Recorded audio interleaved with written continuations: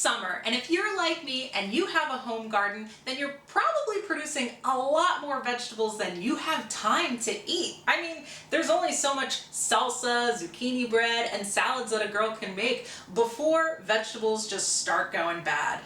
That's why part of the work of having a home garden is preserving the fruits of your labor. And one of the ways to preserve your vegetables is through fermentation. I've been getting into fermentation this summer thanks to Philadelphia's own Amanda Pfeiffer and her book, Ferment Your Vegetables. Inside, she's just got a ton of really fun and easy fermentation recipes that are easy enough to try within your own home. There's recipes for sauces and all kinds of pickles, kimchi and sauerkraut. I've come to learn that you can ferment almost anything.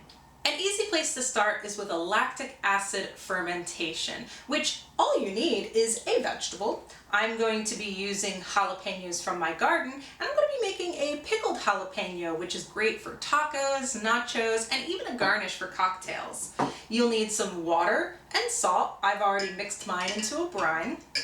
You'll need a jar and a lid, and something to weigh the vegetables down to keep them submerged. I have these fermentation weights that are made for the size of my jars that I like to use, but Amanda has listed a lot of different kinds of weights that you can use with just things lying around your house. Everything needs to be cleaned, but don't feel like you need to sterilize anything, because honestly, the secret ingredient to fermentation is bacteria, lactobacillus to be exact. First, layer the vegetables in the jar. You're going to want to leave a little bit of room at the top for the water and the weight. Then you're going to make the brine. 1 cup of water to 2 teaspoons of salt. Stir that together until the salt dissolves, and then just pour it over the vegetables until they are all submerged. Kind of a little bit until they start to float. Then you want to put whatever weight you're using to put it on top. There we go. To keep those vegetables submerged during the fermentation process. After that, put on a lid and make sure to leave the lid a little bit loose because CO2 gas is produced during the fermentation process, and you're going to want to leave the jar ajar to let that gas escape.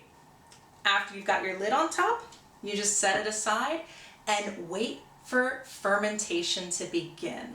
I like to leave mine on a kitchen countertop, but you can really put it anywhere as long as it's not in the direct sun and as long as it's kept at room temperature, which is anywhere from 65 degrees to 75 degrees Fahrenheit. I'll check back on this in maybe 5 or 6 days. I'll give it a sniff and a little bit of a taste test to see if it's gotten to the pickle flavor that I really, really like. If it hasn't gotten to the level of tanginess or sourness that you're looking for, keep it going. Sometimes it can take ferments up to 2 weeks before there's a really good pickle flavor. But once you've gotten to that flavor that you really, really like, screw the lid on tight and put it in the fridge. It doesn't seem like much, but the natural flavors paired with the lactic acid create vegetables that are so crispy and tangy and sour, and it's just funky in a really good way. Now, if you want to add a little bit more flavor to your ferments, you can put some of your favorite herbs or some spice powders at the bottom of the jar before you start layering your vegetables. Here I have zucchini and onion with a little bit of herbes de Provence. I have radishes layered with onions here, and in this jar, you can't really see it through the beet juice, but I have beets fermented with curry powder to give it a little bit of a kick. It's really delicious. There are so many things that you could do with ferments. Fermenting is just a blank canvas, so let your favorite flavors be your guide. Happy fermenting! I am Shirley. And I'm Regina Mitchell. For more videos like this, subscribe to WHYY.